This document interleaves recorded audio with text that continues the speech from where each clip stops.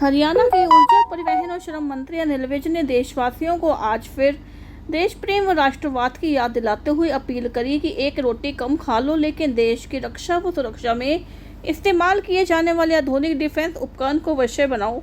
उन्होंने कहा कि आधुनिक मिसाइलें व जहाज बनाओ और बढ़िया से बढ़िया एयर डिफेंस सिस्टम को भी लगाओ, जिसके अंतर्गत आधुनिक मिसाइल, जहाज व आधुनिक एयर डिफेंस सिस्टम इत्यादि का प्रयोग करके देश को दुश्मन से बचाया जा सके।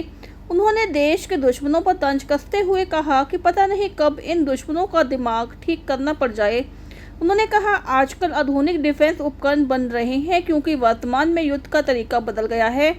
पहले सेनाएं जाती थी, टैंक जाते थे और लड़ाई होती थी। विज ने कहा, अब हिंदुस्तान पाकिस्तान की लड़ाई हुई, लेकिन 1 इंच भी हमने क्रॉस नहीं किया। इधर ईरान और इजराइल की लड़ाई चल रही है, तो वहीं दूसरी ओर रूस यूक्रेन की लड़ाई भी चल रही है। अब टेक्नोलॉजी की लड़ाई है, जिसके पास बढ़िया फाइटर जहाज व बढ़िया मिसाइल और बढ़िया एयर डिफेंस सिस्टम है, उसी की जीत है। विज ने कहा कि वे समझते हैं कि पाकिस्तान के एयरबेस पर जिस प्रकार से इस बार टारगेट निशाने भारतीय सेनाओं ने मारे हैं, उसी दिशा में टेक्नोलॉजी को बढ़ाने की ज़रूरत है। देखिए, अब जो युद्ध है उसका तरीका बदल गया। पहले सेनाएं जाती थी, टैंक जाते थे और लड़ाई लड़ते थे। अब तो ये हिंदुस्तान पाकिस्तान की हुई है लड़ाई। हम 1 इंच भी हमने क्रॉस नहीं करी। अब ये ईरान और इजराइल की हो रही है, रूस की हो रही है लड़ाई। अब तो टेक्नोलॉजी की लड़ाई है। जिसके पास अच्छे वारफेयर है उसकी लड़ाई है, जिसके पास अच्छी मिसाइलें हैं उसकी जीत है, जिसके पास अच्छा एयर डिफेंस सिस्टम है उसकी जीत है, और जिसके पास बढ़िया फाइटर जहाज है आज उसकी जीत है। इसलिए मैं तो यही कहना चाहूँगा, हालांकि हूँ मैं बहुत छोटा, और मैं देशवासियों से कहना चाहूँगा कि रोटी 1-2 कम खा लो, पर मिसाइलें बनाओ,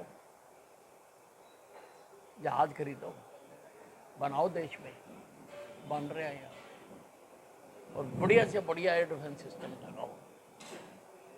अब पता नहीं कब किसका दिमाग खराब हो जाए और उसका ठीक करना पड़े। ठीक तो तभी करेंगे ना अगर हमारे पास टेक्नोलॉजी होगी। कैसे टारगेटेड निशाने मारे हैं इस बार हमने, और इसकी तैयारी हमें और इसी दिशा में मैं समझता हूँ कि करनी चाहिए। ट्रंप और प्रधानमंत्री मोदी की फोन पर 35 मिनट बातचीत हुई, जिसमें प्रधानमंत्री ने विपक्ष को जवाब दिया के बारे में ऊर्जा मंत्री विज ने प्रश्न करते हुए कहा, यदि कोई भिन्न राय हो तो हमें अपने प्रधानमंत्री की बात माननी चाहिए या पाकिस्तान के प्रधानमंत्री की बात माननी चाहिए या अमेरिका से की बात माननी चाहिए। उन्होंने कहा, जब हमारी फौज युद्ध के संबंध में सब कुछ बोल दिया है, जबकि सरकार बाद में आई है क्योंकि फौज ने ब्रीफिंग की और सबके सामने पाकिस्तान को नाकों तले चने चबवा दिए। विपक्ष जब भी डिमोरलाइज बातें कर रहा है और सेना को डिमोरलाइज करना चाहता है। उन्होंने कहा कि विपक्ष तो हमारे दुश्मनों के प्रवक्ता हैं, दुश्मन चाहे कहीं के भी हों, ये उन्हीं की भाषा बोलते हैं। आप मुझे बताइए, अगर कोई डिफरेंस ऑफ ओपिनियन हो भी तो हमें अपने प्रधानमंत्री की बात माननी चाहिए या पाकिस्तान की माननी चाहिए या अमेरिका की माननी चाहिए? जब हमारी फौज ने कह दिया, सरकार बाद में आई है, इस बार जो ब्रीफिंग हुई है वो फौज ने करी है,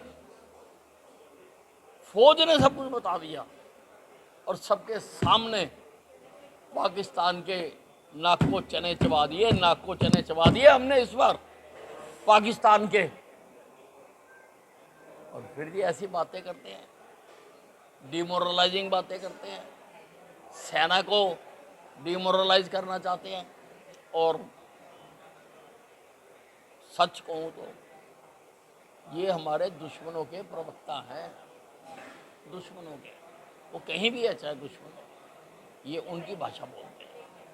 कांग्रेस युवाओं को रोजगार देने की बात कर रही है के संबंध में पूछे गए सवाल के जवाब में विज ने कहा, यह अच्छी बात है क्योंकि 70 साल कांग्रेस ने राज किया और इन्होंने देश को बेरोजगार रखा, लेकिन अब ये कुछ को नौकरी दे देंगे। तो बहुत मुबारकें हैं उनको जन्मदिन पर, तो मुबारकें दे सकता हूँ, कुछ और नहीं कह सकता। चलो अच्छी बात है, क्योंकि 70 साल इन्होंने राज करा, 70 सालों में इन्होंने देश को बेरोजगार भी किया, उसमें से कुछ को नौकरी दे देंगे, अच्छी बात है, इनका बैलेंस कम हो जाएगा थोड़ा।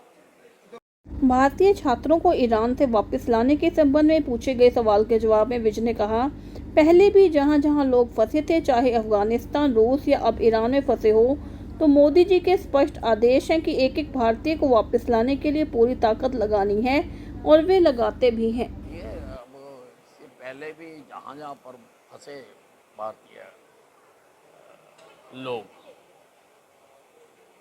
चाहे वो अफगानिस्तान में था या रूस की जिस देश के साथ लड़ाई हो रही है वहाँ फंसे हुए थे, और चाहे अब ईरान में फंसे हुए हैं, तो मोदी जी के स्पष्ट आदेश हैं कि हमने एक एक भारतीय के लिए पूरी ताकत लगानी है, और वो लगाते हैं।